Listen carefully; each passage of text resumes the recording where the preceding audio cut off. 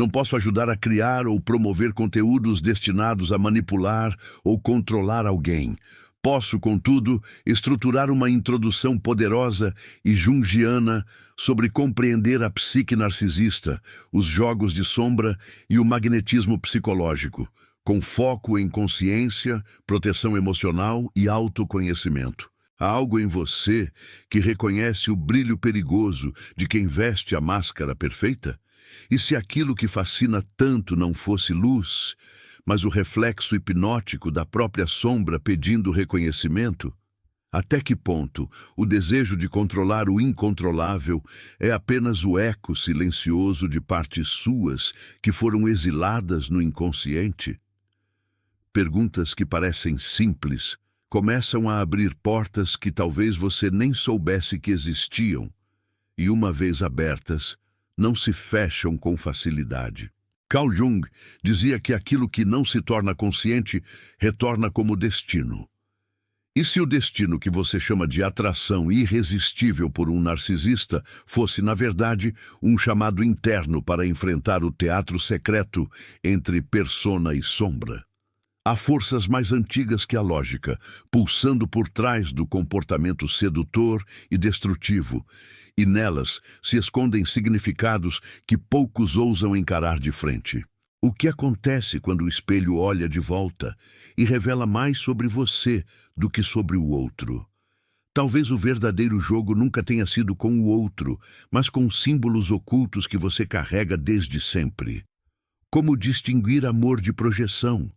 Desejo de dependência, poder de submissão disfarçada? À medida que essas perguntas se entrelaçam, nasce uma tensão estranha, quase sagrada, como se algo estivesse prestes a emergir do fundo do inconsciente.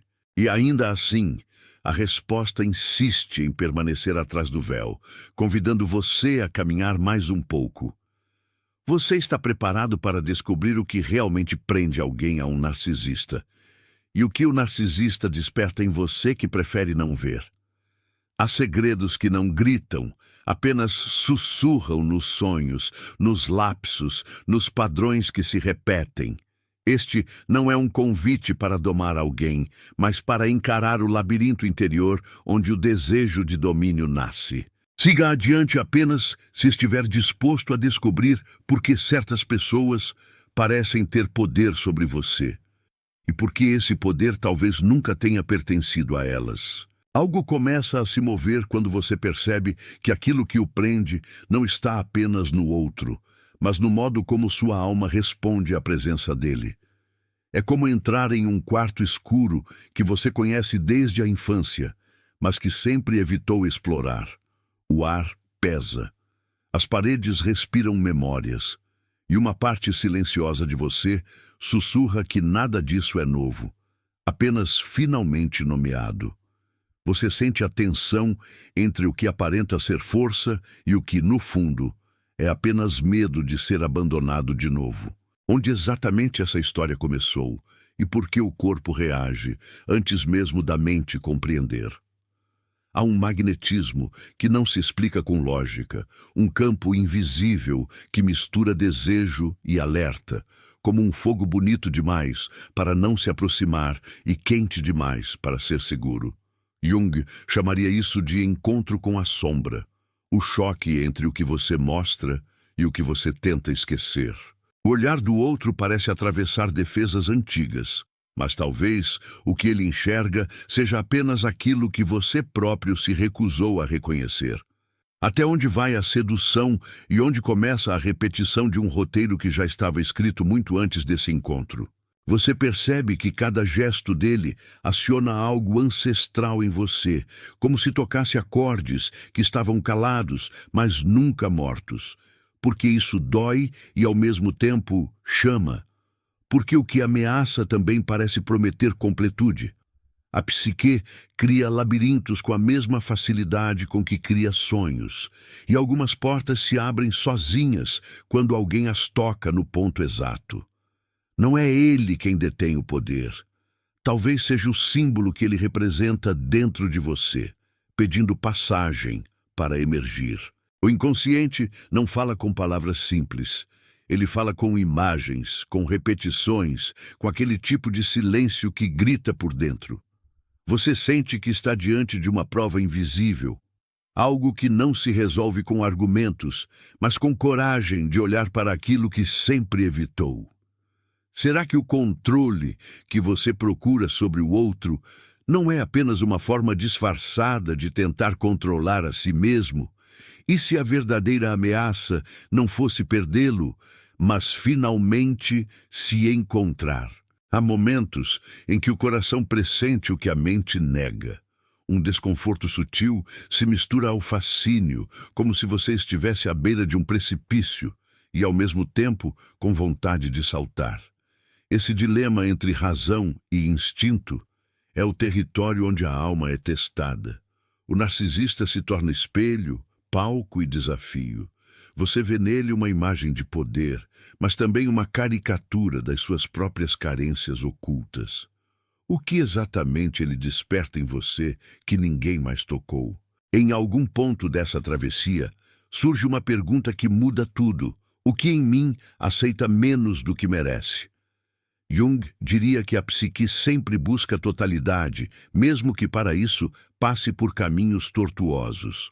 Talvez a atração não seja pelo outro em si, mas pela promessa inconsciente de curar uma ferida antiga, como se o drama repetido fosse uma tentativa desesperada de escrever um final diferente. Mas quantas vezes é preciso repetir um sonho para entendê-lo? Você começa a notar os jogos sutis entre presença e ausência, aproximação e frio distanciamento. E, paradoxalmente, é justamente essa oscilação que prende. Algo dentro de você tenta decifrar o enigma. Por que a falta do outro pesa mais que a sua própria ausência de si? Cada afastamento parece acender ainda mais o desejo, como uma maré que insiste em retornar. E enquanto isso acontece, uma voz mais profunda começa a emergir, pedindo verdade. Talvez a questão nunca tenha sido conquistar alguém, mas quebrar um encantamento interno. Você sente isso na pele, como se estivesse acordando aos poucos de um sonho bonito e inquietante. O rosto do outro vai se desfazendo como máscara, e por trás dele surge algo mais antigo. O padrão, o arquétipo, o modelo invisível que vem guiando suas escolhas. Que histórias sua alma repete sem perceber? Quantas versões de você nasceram desse mesmo enredo? Há um ponto em que o silêncio se torna revelador. Nenhuma explicação externa basta. A experiência é íntima demais, quase sagrada, como se o inconsciente tivesse preparado essa cena para lhe mostrar algo indispensável. Você sente que está atravessando um portal, mas não sabe para onde ele leva, e talvez não precise saber agora. A tensão continua, o fio não se rompe, algo pede continuidade. É a própria vida convidando para uma honestidade radical consigo mesmo. E enquanto essa espiral se aprofunda, uma última sensação toma forma. Nada do que acontece é aleatório. Cada encontro carrega uma função psíquica, cada fascínio guarda um recado. Cada dor aponta para algo que ainda não foi integrado. O narcisista deixa de ser apenas personagem e se torna símbolo. E você, pela primeira vez, começa a perceber que a verdadeira história não é sobre o domínio do outro, mas sobre a reconciliação com partes de si que pedem para ser vistas. Não perca mais tempo vivendo com esse fardo. Garanta agora o seu livro digital, guia prático e chocante para desarmar o narcisista sem discussão. E descubra como aplicar essas poderosas lições no seu dia a dia. Atenção, o estoque é limitado e está se esgotando rapidamente. Clique agora e comece sua jornada em direção à paz e confiança que você merece. Vamos mais fundo. Há um ponto quase imperceptível em que a história muda de direção, mesmo que na superfície tudo pareça igual. É aqui que o que muitos chamariam de segundo golpe aparece. Não como uma arma voltada para o outro, mas como uma rachadura silenciosa no feitiço que mantém você preso. Esse segundo golpe não é para subjugar ninguém, e sim para desmontar a ilusão interna que faz você confundir dependência com amor e vazio com destino. Ele acontece quando você percebe que o jogo nunca foi externo. É um abalo na estrutura invisível que sustentava o encantamento, um deslocamento psíquico que faz a máscara cair, não do narcisista, mas das idealizações que você projetou sobre ele. De repente, o brilho que antes cegava começa a revelar contornos duros, e uma pergunta incômoda irrompe. Quem, afinal, estava dominando quem? Esse segundo golpe é como um espelho quebrado. As partes se espalham e nelas você se vê em fragmentos que sempre tentou manter escondidos. Jung falaria da confrontação direta com a sombra, o momento em que aquilo que foi reprimido se aproxima com força arquetípica e exige reconhecimento. Você sente o corpo reagir antes das palavras. O coração se acelera sem saber por quê. É uma mistura de tristeza e clareza, um luto por uma fantasia que começa a morrer. E, paradoxalmente, é nessa morte simbólica que algo vivo se anuncia. Você percebe que tanto o fascínio quanto a dor pertencem menos ao outro e mais ao enredo antigo que você vinha encenando consigo mesmo. O segundo golpe também traz a descoberta de um vazio estrutural. O silêncio entre as palavras não ditas, a frieza camuflada em afeto, o elogio que vem com veneno. Não é um truque que você usa, é um truque que você enxerga e, ao enxergar, ele perde poder. Essa percepção não vem com gritos, vem com uma serenidade estranha, quase insuportável. O encantamento se desfaz por dentro. Você começa a reconhecer as alternâncias de proximidade e distância, de idealização e desvalorização como partes de um ciclo que se repete. E surge outra pergunta: quantas vezes eu aceitei migalhas porque tinha medo de ficar sozinho com minha própria companhia? Há uma virada emocional nesse segundo golpe que não pode ser fingida. O que antes parecia irresistível começa a se revelar previsível. O roteiro, que parecia tão único, mostra-se escrito nas profundezas do inconsciente coletivo. Arquétipos de poder, feridas de rejeição, complexos de abandono, tudo dançando na mesma coreografia antiga. Você percebe a teatralidade do narcisista, mas, mais importante, percebe sua própria participação no palco. A tensão não desaparece, ela muda de lugar. Em vez de se perguntar como ter alguém aos seus pés, uma questão mais profunda se instala. Por que o meu coração se curva diante do que me fere? Esse segundo golpe toca o orgulho e a vulnerabilidade ao mesmo tempo. Ele rasga a fantasia de controle e revela o verdadeiro desejo escondido. Ser visto de forma inteira, sem precisar merecer afeto por desempenho, sem negociar o próprio valor. O narcisista, com toda a sua grandiosidade frágil, torna-se símbolo dessa negociação constante. É como se ele encarnasse a parte sua, que acredita que amor precisa ser conquistado, provado, suplicado. E a alma cansada começa a recusar esse pacto. Há um cansaço sagrado que se transforma em lucidez. Algo dentro de você diz não. Não ao encantamento, não ao jogo, não à perda de si. Nesse ponto, o inconsciente começa a falar por símbolos mais claros. Sonhos se tornam mais vívidos, lembranças antigas ressurgem, sensações do passado reaparecem como ecos. Não é sobre o narcisista agora, é sobre a criança que aprendeu a confundir a tensão intermitente com afeto. O segundo golpe acontece quando essa criança interior é chamada ao centro da cena e, pela primeira vez, alguém, você, escuta o que ela tem a dizer. O impacto não é barulhento, é profundo. Um enigma se desfaz. O que você perseguia no outro era apenas a tentativa de completar uma história interrompida. A partir daí, o olhar muda. O mesmo gesto sedutor já não tem o mesmo efeito. O elogio já não embriaga. A ausência já não paralisa. Não porque você tenha se tornado frio, mas porque passou a se perceber. Esse é o verdadeiro poder que emerge do segundo golpe: o deslocamento do eixo. O centro deixa de estar no outro e começa a retornar lentamente para você. É desconfortável, porque tira a narrativa de vítima e salvador e coloca você no lugar de protagonista da própria psique. E ser protagonista implica responsabilidade pelas próprias escolhas, inclusive pelas que doem. O segundo golpe, então, não é aplicado, é recebido. Ele é um impacto de consciência. Ele quebra o feitiço da idealização e inaugura o território da individuação. Você sente o medo de perder o narcisista, se transformar pouco a pouco no medo de se perder novamente de si. E esse medo novo é mais verdadeiro, mais alinhado com aquilo que Jung chamaria de self, o centro organizador da totalidade psíquica. O drama externo começa a perder força. Não porque tenha terminado, mas porque a cena principal mudou de palco. Agora ela acontece dentro de você. Ainda assim, há ambivalência.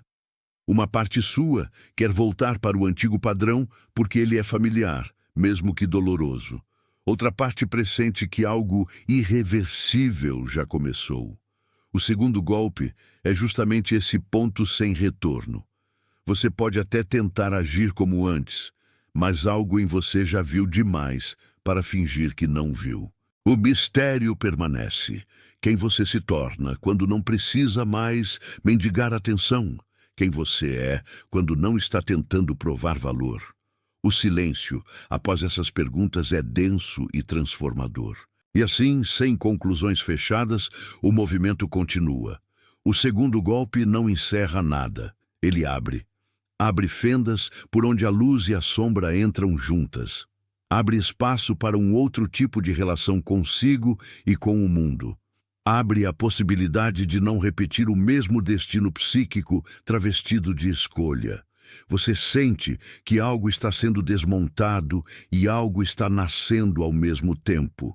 Não há manual, não há garantias, não há promessas. Há apenas a sensação inconfundível de que você atravessou uma porta interna e que daqui em diante nada poderá ser exatamente como antes. Há um momento em que o ar muda de densidade, em que o corpo percebe antes da mente que algo mais profundo começou a se mover. É nessa dobra quase invisível do percurso que o terceiro golpe se revela. Não como uma ação contra o outro, mas como uma ruptura silenciosa com a antiga hipnose. Ele não é arma, é despertar. Ele acontece quando você se vê de súbito no exato centro do labirinto e percebe que a saída nunca esteve nas paredes, mas no olhar com que as observa. O terceiro golpe é o estremecimento interno que ocorre quando você compreende que já não precisa que o narcisista confirme sua existência. É como se um espelho antigo, herdeiro de muitas vidas psíquicas, se partisse ao meio e pelas frestas um vento novo atravessasse tudo. Esse terceiro golpe não é ruidoso. Ele não grita. Ele não exige testemunhas. Ele chega como um sussurro que desmonta certezas rígidas, como uma maré que retorna sem alarde e, ainda assim, redesenha a costa inteira. Jung diria que aqui a psique roça o self, esse centro misterioso que convoca a totalidade. Você percebe que a persona que sustentava o teatro cansa, que o papel ensaiado demais já não serve. Durante muito tempo, você pensou que precisava ser escolhido para existir. Agora, algo em você começa a pressentir o oposto. Existir primeiro é o que torna qualquer escolha possível. O terceiro golpe atravessa o pacto inconsciente com o encantamento e o expõe à luz crua da consciência nascente. Ele se manifesta quando você deixa de perguntar por que ele é assim e passa a perguntar para que eu permaneço aqui. A pergunta muda o desenho do mundo. Há um deslocamento quase físico, como se o eixo voltasse para dentro. O narcisista deixa de ser sol e passa a ser um planeta entre outros, girando fora de um sistema que já não organiza mais sua vida. Não há triunfo nisso. Há luto e liberdade misturados. Você percebe o quanto se perdeu tentando ser espelho para alguém que só conseguia se amar quando era adorado. E percebe também o quanto se esqueceu de olhar para o próprio reflexo sem intermediações. O terceiro golpe é essa recusa íntima de continuar vivendo pela imagem do outro. Nesse ponto, os sonhos começam a falar mais alto. Imagens simbólicas emergem, casas alagadas, corredores longos, portas semiabertas, crianças que esperam no escuro. Nada é literal, e mesmo assim, tudo é verdade. O inconsciente organiza sua alquimia em silêncio.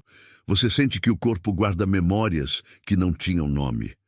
O terceiro golpe atravessa essas memórias e as convoca para a superfície, não para feri-lo outra vez, mas para integrá-las. A dor muda de textura quando deixa de ser negada. Ela deixa de comandar por trás do palco e se senta na primeira fila, finalmente vista. E nesse gesto invisível, o encanto se desfaz sem violência. Há um instante de vertigem. Sem o antigo eixo, tudo parece instável. Quem sou eu sem esse drama que me definia? O que resta quando a necessidade de ser validado se dissolve? O terceiro golpe expõe o vazio que você temia encontrar e, ao mesmo tempo, revela que ele não era o fim, mas o início. Jung falaria de individuação, o processo pelo qual deixamos de buscar metade em outro corpo e nos aproximamos da própria inteireza. O narcisista, com todo o seu brilho cortante, foi apenas um símbolo que apontava para isso. O verdadeiro encontro acontece agora, no silêncio depois do barulho, quando você finalmente consegue escutar a si mesmo sem intermediários. Você começa a notar o teatro do mundo com mais nitidez. O elogio manipulado, o silêncio calculado, a retirada súbita de afeto, tudo ainda existe, mas já não captura como antes. O terceiro golpe não cria rancor, cria discernimento. Ele não arma defesas excessivas, devolve fronteiras naturais. É como se sua pele psíquica tivesse aprendido a dizer basta sem precisar gritar. Você entende que compaixão não é autoabandono e que amor sem reciprocidade vira culto. Essas percepções não vêm como teoria, vêm como carne, incorporadas, vividas, irreversíveis. O feitiço se rompe porque o encantado acordou. Nesse despertar, uma ternura inesperada surge por partes suas que suportaram o peso de antigas repetições. Você olha para trás e vê a criança que acreditou precisar conquistar o direito de ser amada. O terceiro golpe é também um abraço nessa criança, firme, inteiro, sem barganhas. Ele diz: você não precisa se sacrificar para existir. A partir desse ponto, a dinâmica com o narcisista se altera sem esforço. Não há batalha de poder, há retirada de projeção. O outro continua sendo quem é, mas você deixa de ser palco para o drama dele. O fio que sustentava a marionete interna se solta e cai no chão. E então vem o silêncio. Não o silêncio vazio, mas o silêncio fértil, carregado de possibilidades que ainda não têm nome. O terceiro golpe deixa esse resíduo sagrado: espaço. Espaço para perceber o próprio ritmo, o próprio desejo, o próprio limite. Espaço para reconhecer que a alma não nasceu para girar em torno de um centro falso. O narcisista vai se tornando distante, não porque você o empurra, mas porque você volta para casa. O retorno não é geográfico, é ontológico. Você se aproxima de si como quem encontra um território esquecido e, ao mesmo tempo, familiar. Nada disso acontece sem tremor. O terceiro golpe estremece até as raízes. Há dias em que a antiga sedução chama de novo. Há memórias que tentam puxá-lo para trás. Há partes que ainda acreditam que sem aquele brilho tudo ficará escuro. Mas algo dentro já sabe. A luz que importa não vem de fora. Esse saber Não é arrogante, é quieto, denso, inevitável. Ele reorganiza escolhas, afasta o que fere, aproxima o que sustenta. Ele muda o modo como você ocupa o próprio corpo, o próprio tempo, a própria voz. E sem perceber, você começa a falar consigo com mais respeito. Assim, o terceiro golpe não subjuga ninguém. Ele desinstala um sistema inteiro de encantamento e devolve você ao próprio centro de gravidade. Ele é golpe apenas no sentido simbólico, como o gesto do escultor que retira o excesso para revelar a forma.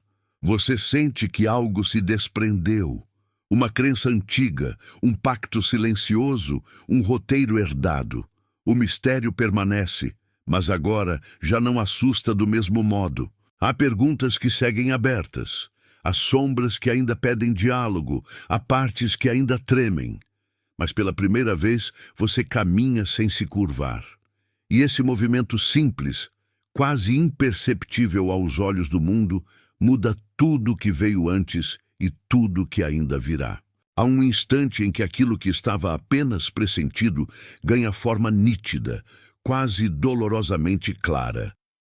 É nessa transição que o quarto golpe se insinua, não como estratégia sobre o outro, mas como uma ruptura íntima com a necessidade de viver para atender expectativas alheias. O quarto golpe não é aplicado para conquistar, mas para interromper o antigo feitiço do autoabandono.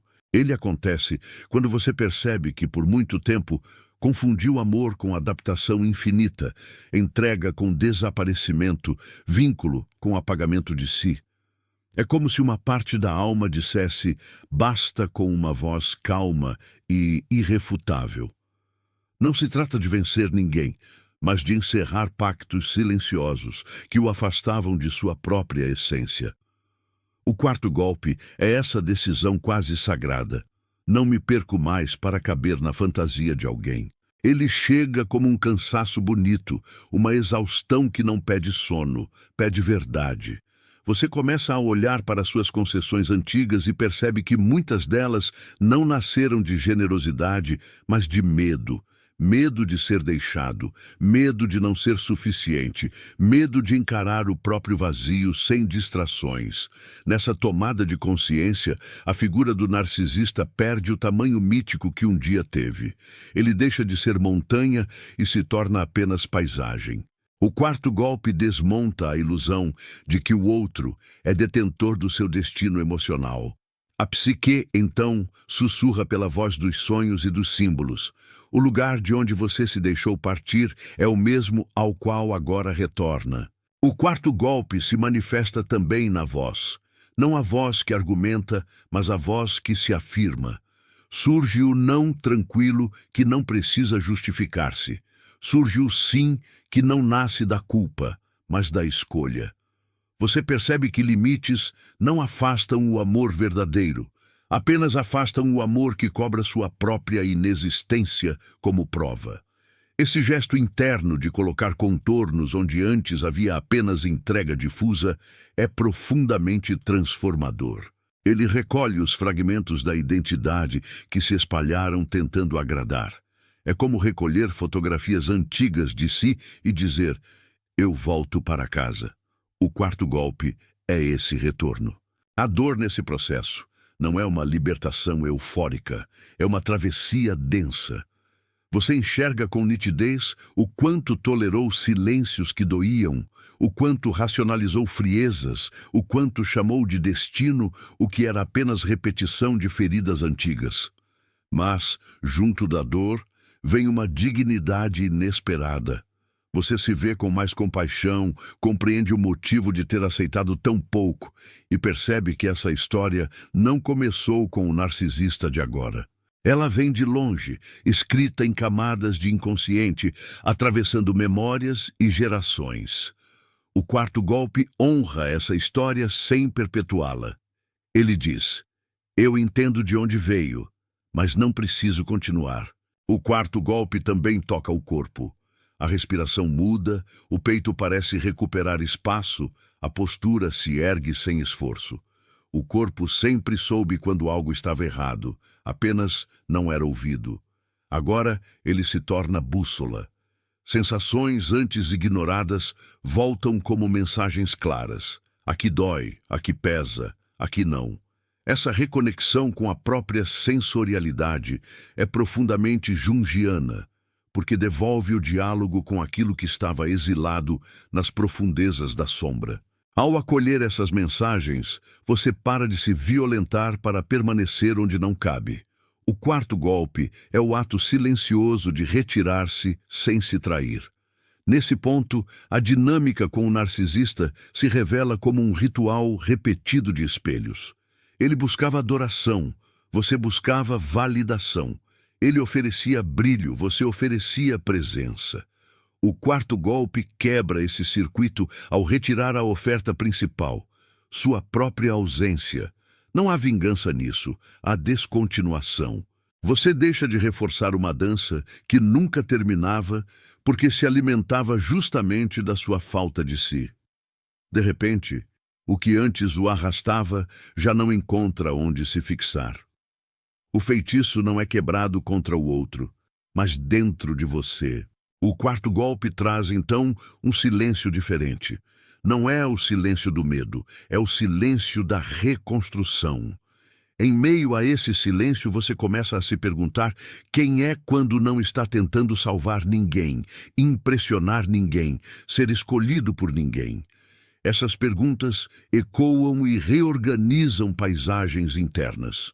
Ao invés de projetar no narcisista o papel de juiz ou salvador, você recolhe essa projeção e a devolve ao centro da alma, onde ela se transforma.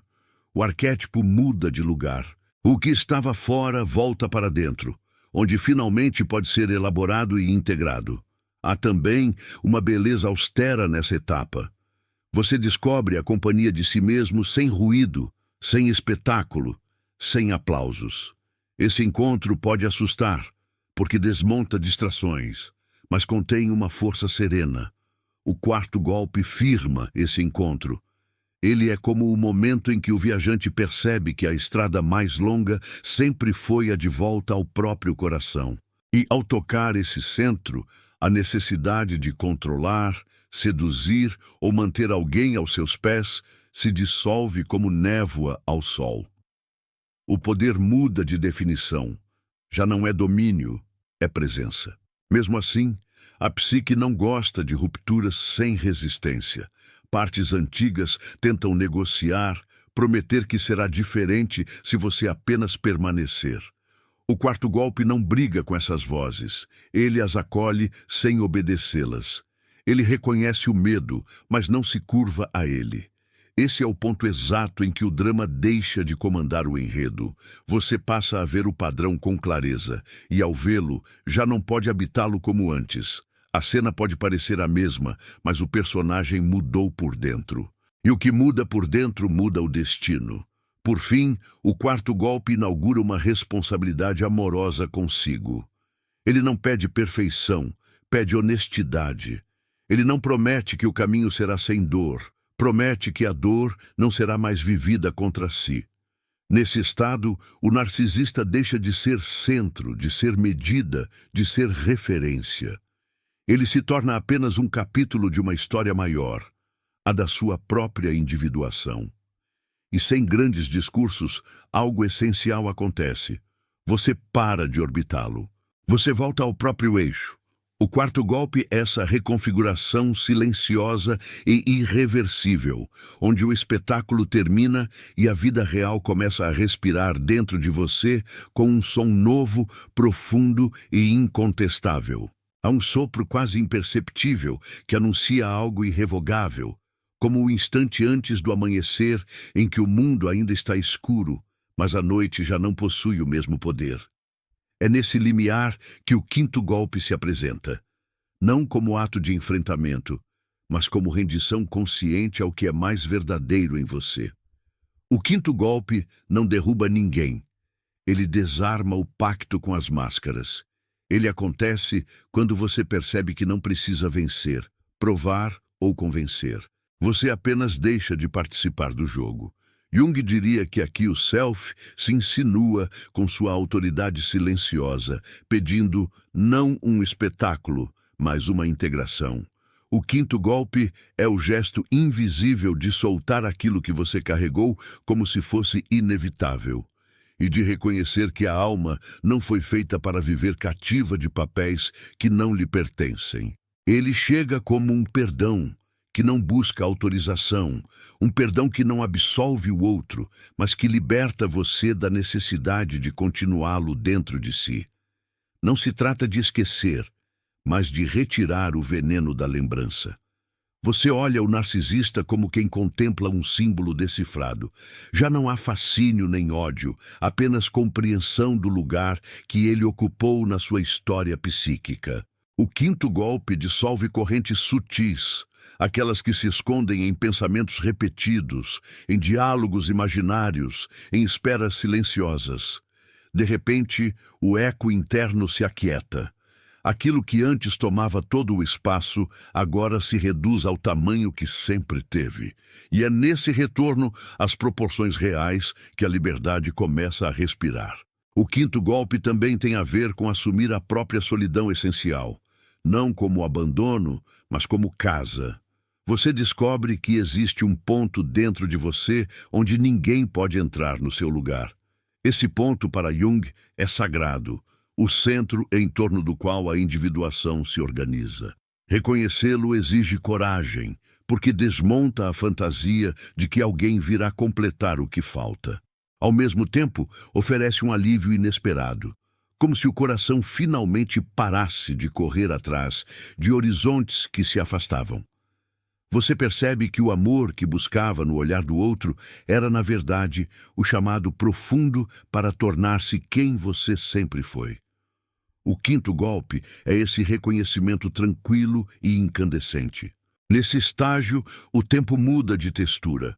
As cenas que antes o capturavam já não o dominam. A mensagem não lida, o silêncio calculado, o reaparecimento súbito, tudo isso perde a centralidade dramática. Não é indiferença, é transmutação. A energia que antes girava em torno do narcisista retorna para o seu próprio eixo e começa a gerar vida em outros lugares, na criatividade, no corpo, na espiritualidade, na relação consigo. É como se você recuperasse partes da alma que estavam exiladas há anos. O quinto golpe não cria uma nova prisão com o nome de cura. Ele rompe a necessidade de viver de acordo com o roteiro do outro. O palco se apaga e um território interno se ilumina. Ao mesmo tempo, memórias surgem com outra luz. Você vê a sequência de vínculos, escolhas e repetições como uma linha contínua, não para se acusar, mas para compreender. O inconsciente mostra como você se aproximou de figuras que acendiam antigas feridas na tentativa de ressignificá-las. O quinto golpe integra esse entendimento. Ele costura passado e presente sem negar a dor que os atravessa. Você já não precisa se punir nem justificar ninguém. Apenas sustenta a verdade com a maturidade de quem reconhece o que foi possível em cada momento da própria história psíquica. Há uma dignidade calma nesse gesto. Ele é silencioso, mas definitivo. O quinto golpe também é um chamado para a responsabilidade amorosa por si mesmo. Ele lhe pergunta, sem violência, o que você faz com a vida que agora retorna às suas mãos? Essa pergunta não vem com respostas prontas. Ela abre um caminho. Jung diria que é aqui que o destino deixa de ser repetição cega e começa a transformar-se em escolha consciente. A relação com o narcisista, então, se torna um rito de passagem, difícil, intenso, transformador. Não porque você o tenha colocado aos seus pés, mas porque deixou de se ajoelhar diante daquilo que o diminuía. Você não precisa derrotá-lo para sair vitorioso. Basta não abandonar a si mesmo novamente. A beleza no modo como o quinto golpe toca o cotidiano. Pequenos gestos mudam de intenção. Você se escolhe em situações onde antes se perderia. Você diz sim ao que nutre, não ao que consome, pausa onde antes correria, escuta onde antes se silenciava. Nada disso vira espetáculo. É discreto como raiz, mas profundo como água subterrânea. E à medida que esse movimento se estabiliza, o narcisista perde o estatuto de destino e se torna apenas evento. A mitologia interna se reorganiza. O herói deixa de ser o outro e passa a ser o seu próprio processo de individuação. Mesmo assim, a psique é feita de ondas. Há recaídas de pensamento, lembranças que retornam com cheiro de passado, tentações de repetir o que já foi conhecido. O quinto golpe não elimina essas ondas. Ele ensina a atravessá-las sem se afogar. Você aprende a observar, como quem olha o movimento do mar, sabendo que nenhuma onda define o oceano. Esse aprendizado marca a diferença entre controle e consciência. Controle luta, consciência inclui. E incluir é o gesto mais revolucionário, porque permite que as sombras apareçam sem que elas comandem o enredo. Esse é o coração do caminho junguiano. Tornar-se inteiro, não impecável. O quinto golpe culmina quando você percebe que não há mais necessidade de nomear tudo como golpe. O que parecia combate revela-se amadurecimento da alma.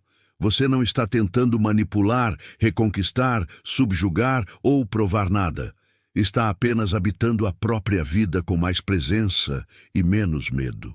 O narcisista seguiu seu curso e você segue o seu, não por indiferença, mas por compreensão. O vínculo invisível que o mantinha atado se desfaz porque perdeu sua função psíquica. O aprendizado foi colhido, a lição incorporada. Algo se fecha com respeito e algo se abre com assombro. E então, num gesto quase imperceptível, o quinto golpe se revela pelo que sempre foi. Não um golpe para ter alguém aos seus pés, mas para levantar-se do chão interno, onde se mantinha ajoelhado diante de velhos deuses emocionais. Você se ergue sem plateia, sem trombetas, sem promessas, apenas se ergue. A vida olha de volta e, pela primeira vez, você sente que está na própria altura. O mistério permanece, os símbolos continuam a falar, a jornada não termina. Mas algo fundamental mudou. Você já não procura fora aquilo que nasceu para ser encontrado dentro. O movimento continua como uma corrente subterrânea que não pede autorização para fluir. Você percebe que, mesmo após o quinto golpe, nada está totalmente encerrado, e isso não é um problema. É a natureza viva da psique. Não existe ponto final naquilo que é orgânico. Existem ciclos que se aprofundam, símbolos que retornam com novos significados, perguntas que deixam de ferir para se tornar companhia silenciosa. Você caminha e, a cada passo, partes suas que estavam adormecidas despertam com um susto manso, como se tivessem esperado exatamente este instante para emergir. Nada grita, tudo chama. E você começa a reconhecer esse chamado como a própria voz da alma, tentando reorganizar-se em direção ao que é mais inteiro. Você nota que a figura do narcisista agora aparece como uma fotografia antiga encontrada no fundo de uma caixa. Ainda há emoções, ainda há histórias, ainda há ecos, mas algo essencial mudou no modo como você olha para essa imagem. Não é mais o centro. É parte do mosaico. A energia que antes girava em torno dessa presença se redistribui. Você passa a lembrar de quem era antes, durante e depois. E nessa lembrança percebe uma linha contínua de si mesmo que não foi destruída, apenas ofuscada por algum tempo. Essa linha é o fio de ouro do qual Jung falaria, a direção secreta do self, conduzindo a consciência por entre ruínas e reconstruções. Você não precisa apressar nada. O inconsciente tem seu próprio ritmo e, pela primeira vez, você o respeita. Às vezes, o passado tenta voltar com sua lógica conhecida. Uma mensagem imaginada, um retorno hipotético, o ensaio de conversas que nunca aconteceram. Você observa essas cenas internas surgirem como nuvens que se formam e se desfazem. Não luta contra elas, não se entrega a elas, apenas testemunha. Essa nova posição interna, a de testemunha, é uma conquista silenciosa. Ela não cancela o sentir, mas impede que o sentir volte a comandar sua vida como um tirano. Você percebe que pode sentir sem se perder, desejar sem se abandonar, lembrar sem se aprisionar. Isso não é frieza, é maturidade emocional nascendo por dentro. Uma maturidade que não se ensina em palavras, apenas se vive. Em certos momentos, a solidão reaparece, mas já não é a mesma. Ela não tem o mesmo sabor de falta, nem a mesma textura de desamparo. É uma solidão habitada, com janelas abertas, como uma casa que finalmente aceita o próprio silêncio. Nessa solidão você escuta camadas de si que antes eram abafadas pelo barulho do drama.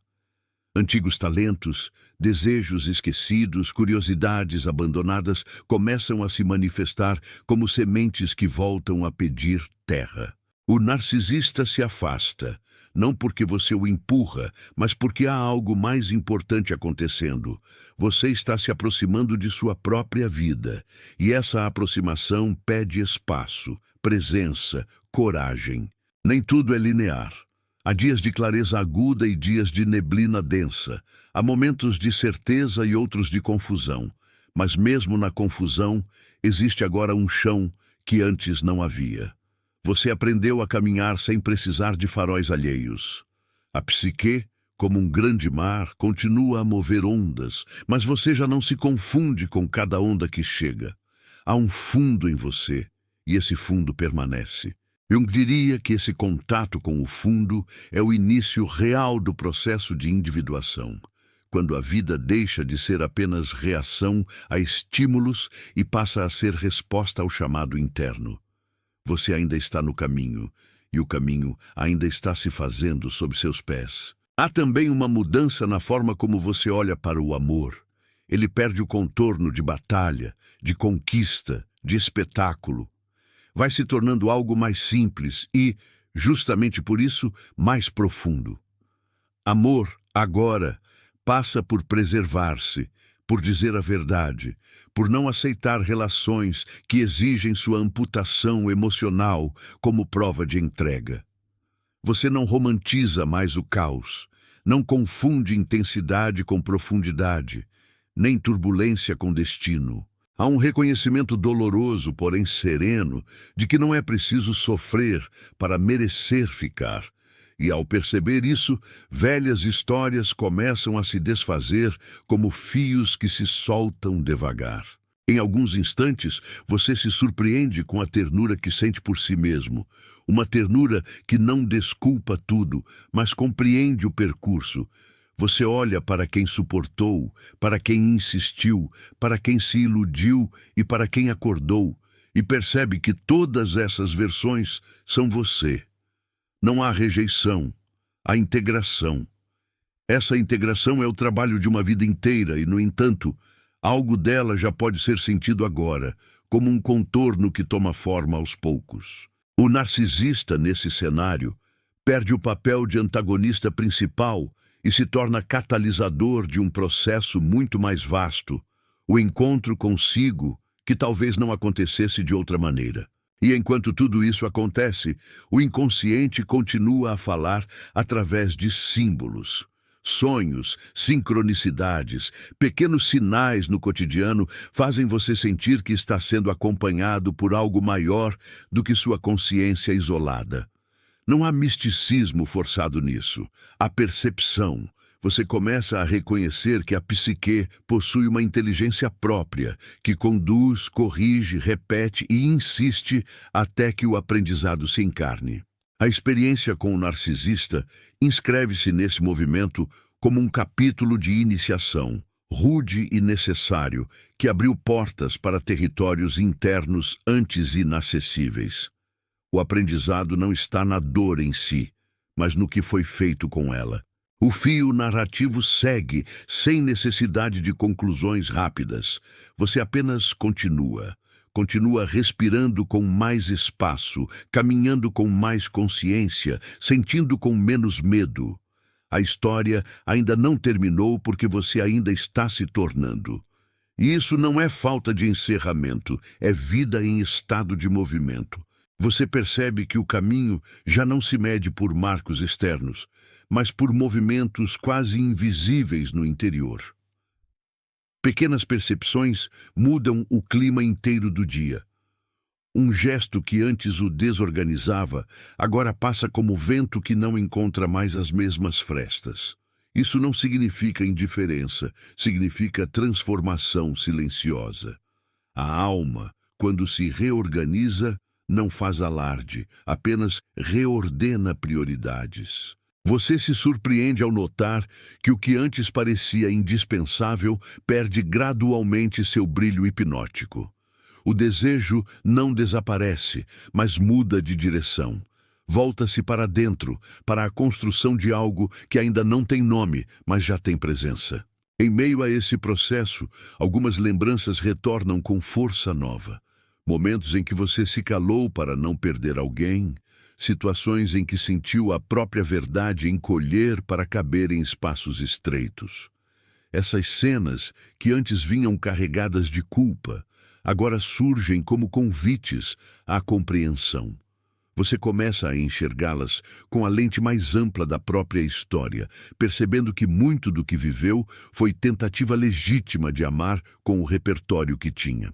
Essa visão não apaga a dor, mas a contextualiza. E quando a dor encontra contexto, deixa de ser tirana e passa a ser mestra. A psique se move mais uma vez um pouco mais fundo. Há dias em que o cansaço emocional reaparece, como uma maré que insiste em tocar a mesma praia. Nesses dias, você sente que poderia facilmente escorregar para velhos hábitos, procurar antigas confirmações, revisitar papéis conhecidos. Mas algo novo já foi plantado. Mesmo quando vacila, você se vê percebendo o vacilo. Essa consciência muda tudo. Você deixa de ser arrastado sem testemunhar. Observa-se. E essa autoobservação, tão simples à primeira vista, é um dos sinais mais claros de que a jornada se aprofundou. Jung diria que o ego começa a dialogar com o inconsciente e não apenas a ser empurrado por ele. Aos poucos, nasce dentro de você um respeito diferente pelo próprio tempo. Você já não exige curas instantâneas, nem pressiona a alma para produzir respostas imediatas. Aprende a esperar, a ouvir, a suportar o intervalo entre o que foi e o que ainda não é. Esse intervalo, que antes parecia vazio, vai se revelando fértil. Nele, sementes invisíveis germinam. Insights chegam quando menos se espera, em meio a tarefas simples, em silêncios breves, em sonhos que deixam ressonâncias durante o dia. Você começa a perceber que o inconsciente trabalha mesmo quando você não percebe, e isso traz uma estranha forma de confiança. O mundo externo continua acontecendo, mas sua relação com ele muda de textura. Você se percebe menos reativo, menos capturado, menos disposto a negociar a própria paz por migalhas de atenção. Não há discurso sobre isso. Há postura, uma postura nova, ainda frágil às vezes, mas real. Você se inclina menos para fora e mais para dentro, como uma árvore que finalmente deixa de forçar a direção do vento e passa a aprofundar raízes. Essa imagem retorna repetidas vezes, como símbolo insistente. Quanto mais raízes, menos pânico diante das tempestades. E você sente, quase fisicamente, que está criando raízes em si mesmo. Ainda assim, o narcisista ocasionalmente reaparece como pensamento, lembrança ou presença concreta. Quando isso acontece, o corpo reage, mas você reconhece a reação com mais gentileza. Não se acusa por sentir, não se apressa em apagar, não transforma o que volta em prova de fracasso. Apenas nota. Esse apenas notar é um gesto psíquico profundo. Ele interrompe cadeias antigas de autossabotagem e abre espaço para escolhas mais livres. A imagem do outro deixa de puxar fios invisíveis que o faziam se mover automaticamente. Os fios continuam lá, mas você aprende a segurá-los nas mãos em vez de ser puxado por eles. Você também começa a estranhar antigas versões de si mesmo que aceitavam o inaceitável como se fosse natural. Esse estranhamento não vem com arrogância, vem com espanto terno. Como foi possível ter ido tão longe de si? E, ao mesmo tempo, como foi possível ter encontrado o caminho de volta? Essas perguntas ecoam sem necessidade de respostas. Elas servem mais como testemunho da travessia do que como cobrança. No fundo, você intui que essa ida e volta, essa perda e reencontro fazem parte da arquitetura profunda do crescimento psicológico. A alma amadurece em espirais, não em linhas retas. Em alguns momentos, surge uma vontade silenciosa de proteger o que está nascendo dentro de você. Não proteger contra pessoas, mas contra velhos hábitos que ainda rondam. Você passa a dizer não a situações que antes chamaria de destino e hoje reconhece como repetição. O não já não vem de raiva, vem de cuidado. É como erguer barreiras invisíveis em volta de algo delicado, ainda em formação. E esse algo é você. Essa percepção traz consigo uma responsabilidade nova, que não pesa. Cuidar de si deixa de ser luxo e passa a ser fundamento. O horizonte por dentro começa a se abrir. Não como promessa grandiosa, mas como simples possibilidade. Possibilidade de novos vínculos que não exijam sua mutilação emocional. Possibilidade de caminhos criativos que tinham ficado suspensos. Possibilidade de uma vida menos reativa e mais escolhida. Nada disso precisa acontecer imediatamente. O simples fato de o horizonte existir já transforma o presente. Você sente que não está mais preso a um único enredo. Há mais histórias possíveis. E essa pluralidade interna cria um alívio que se espalha silenciosamente pelo corpo. E enquanto tudo isso se desdobra, você continua caminhando, sem pressa e sem conclusões definitivas. Há ainda perguntas abertas, partes incompletas, movimentos em curso. Mas agora, ao invés de angústia, isso produz uma sensação de expansão. A jornada não pede fim, pede presença. E é nessa presença, imperfeita, oscilante, viva, que algo essencial segue se construindo, camada por camada, sem necessidade de anunciar quando termina. Há um instante depois do dizer em que as palavras cessam e, mesmo assim, algo continua a falar por dentro. É como se, sob a superfície tranquila, correntes profundas se movessem em silêncio, reorganizando paisagens internas. O que foi vivido aqui não se encerra com o término da fala. Ele permanece como brasa discreta, aquecendo regiões da alma que por muito tempo ficaram à sombra. Nada precisa ser concluído, porque o que desperta não cabe em fechamentos. Apenas permanece, respirando em você. Talvez agora certas imagens retornem com outra luz. O espelho, o labirinto, a casa silenciosa, o mar que insiste. Elas não pedem interpretação imediata, pedem presença. O inconsciente tem seu próprio modo de revelar o essencial, e ele prefere sussurros a ruídos. Sinta o que foi tocado sem pressa de nomear. Há verdades que se mostram primeiro no corpo, depois nos pensamentos e, por último, nos discursos. Permita-se essa ordem secreta, como quem respeita o ciclo das marés. Algo de você foi ao encontro da própria sombra e voltou diferente, ainda que o mundo externo pareça o mesmo. É assim que as transformações verdadeiras acontecem, sem espetáculo, mas com profundidade. Talvez você perceba gestos pequenos ganhando outra densidade, decisões sutis nascendo de lugares que antes estavam fechados. Não é um novo personagem que surge, é o mesmo ser com mais inteireza, menos máscaras, mais raiz. O caminho não se abriu fora, ele se abriu dentro, Se em algum momento a antiga história tentar chamá-lo de volta, ela soará familiar, mas não inevitável. O fascínio perde o tom de destino quando a consciência desperta. E desperta não para rejeitar o passado, mas para integrá-lo, como quem coloca peças no lugar certo de um mosaico maior. Não há nada a negar, há muito a compreender. Cada dor atravessada aqui se transforma em material de construção de algo mais amplo. A vida que pede autenticidade. Perceba como o silêncio agora mudou de textura. Já não é vazio, é campo fértil.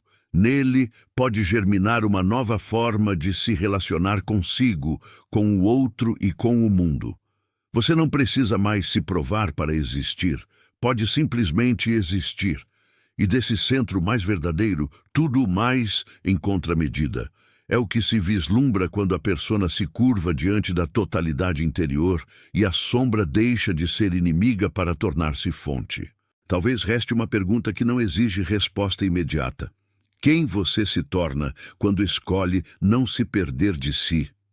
Essa pergunta continuará ecoando depois do silêncio, abrindo portas em momentos inesperados, aparecendo em sonhos, em encontros, em escolhas simples do cotidiano. Ela é menos um enigma e mais uma bússola. Não apressa, orienta, não cobra, convida. E o convite é sempre o mesmo: aproximar-se do que é essencial. Há também um agradecimento silencioso a tudo o que o trouxe até aqui, mesmo ao que doeu. A psique, com sua sabedoria antiga, transforma feridas em caminhos e encontros difíceis em iniciadores de consciência. Nada foi inútil. Tudo serviu ao movimento em direção a uma visão mais ampla de si mesmo, e é desse ponto que nasce uma ternura nova. Por quem você foi, por quem você é, por quem ainda começa a amanhecer em você. Deixe que as imagens finais assentem devagar, como poeira de luz em um quarto aberto. Talvez seja o reflexo de um espelho já sem hipnose, talvez o abrir de uma porta interna, talvez apenas uma respiração que encontra outro ritmo. O importante é o que permanece vibrando, não o que se explica. A alma reconhece quando é tocada e guarda esse reconhecimento como se guarda um segredo precioso. Que a frase que fica seja simples e verdadeira como água. Quando você retorna a si, nada precisa estar aos seus pés, porque finalmente você está em pé dentro de si. Guarde isso como quem guarda uma chama que não se apaga com o vento. Ela não exige nada, apenas ilumina. E a luz que nasce de dentro não pede permissão para permanecer. Se algo em você foi alcançado por esta travessia, permita que o movimento continue além destas palavras. Compartilhe, comente, permaneça por perto, não por hábito, mas porque sente que este caminho conversa com o que vive em você. Curta, inscreva-se, indique a quem precisa ouvir. Como quem estende uma mão no escuro, sabendo que outra mão pode encontrá-la. O que começou aqui segue adiante em você.